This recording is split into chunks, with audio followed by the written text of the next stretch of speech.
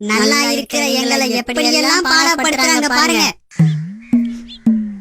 ஐயோ புகை பிடிக்காதடா, நிறுத்துடா, என்னால மூச்சு விட முடியலையே, நிறுத்துடா, என்னால இங்க இருக்க முடியல, நிறுத்து, நிறுத்துடா.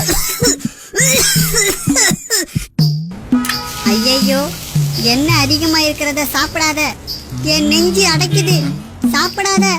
வேணாண்டா, என்னால இங்க இயங்க முடியாது. ஏண்டா என்னை இவ்வளவு கொடுமைப்படுத்துற?